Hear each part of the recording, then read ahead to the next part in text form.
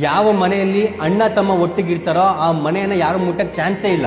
ಯಾವ ಮನೆಯಲ್ಲಿ ಅಣ್ಣ ತಮ್ಮ ಒಟ್ಟಿಗಿರ್ತಾರೋ ಅವ್ರು ಎಂತ ಕಷ್ಟ ಬಂದ್ರು ಕೂಡ ಅವ್ರು ಅದನ್ನ ಎದುರಿಸ್ತಾರೆ. ನಿಮ್ಮ ಜೀವನದಲ್ಲಿ ದೇವರಾದ್ರು ನಿಮಗೆ ಒಬ್ಬ ಅಣ್ಣನನ್ನ ಕೊಟ್ಟಿದ್ರೆ, ಒಬ್ಬ ತಮ್ಮನನ್ನ ಕೊಟ್ಟಿದ್ರೆ ಅವ್ರನ್ನ ಉಳಿಸ್ಕೊಳ್ಳಿ. ನಾನು ಹಾಗೆ ಒಂದು ಸಾಲನ್ನ ಬರೆದಿದ್ದೆ ಹಿಂದೆ ಒಂದು ಸಲ. ದುಃಖನೇ ಕಾಣಿಸಲ್ಲ ನನ್ನ ತಮ್ಮ ಜೊತೆಗಿದ್ರೆ, ದುಃಖನೇ ಕಾಣಿಸಲ್ಲ ನನ್ನ ತಮ್ಮ ಜೊತೆಗಿದ್ರೆ, ನೀವೇ ಪುಣ್ಯವಂತರು, ದೇವರು ನಿಮಗೂ ಒಬ್ಬ ತಮ್ಮನನ್ನ ಕೊಟ್ಟಿದ್ದಾರೆ.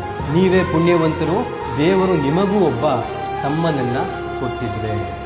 ಸೊ ನೀವು ಜೀವನದಲ್ಲಿ ಗೆಲ್ಲಬೇಕು ಅನ್ಕೊಂಡಿದ್ರೆ ನೀವು ಅಣ್ಣ ತಮ್ಮ ಇಬ್ರು ಒಗ್ಗಟ್ಟಾಗಿ ನಿಲ್ಲಿ. ನೀವು ಗೆದ್ದೇ ಗೆಲ್ತೀರಾ, ಇಬ್ರು ಗೆಲ್ತೀರಾ. ಒಂದು ಸಲ ಅಲ್ಲಿ ಒಡಕು ಬಂದ್ಬಿಟ್ರೆ ಮಧ್ಯ ಬೇರೆಯವ್ರು ಬರ್ತಾರೆ, ಕಡ್ಡಿಯಲ್ಲಿ ಆಡಿಸ್ತಾರೆ, ನಿಮ್ಮನ್ನು ಹಾಳು ಮಾಡ್ತಾರೆ, ಅವನು ಹಾಳು ಮಾಡ್ತಾರೆ, ನಿಮ್ಮ ಜೀವನನೇ ಹಾಳು ಮಾಡ್ತಾರೆ. ಸೊ ಫ್ರೆಂಡ್ಸು, ಅವರು ಇವರು ಸಂಬಂಧಿಕರು ಎಲ್ಲ ಸೆಕೆಂಡ್ರಿ.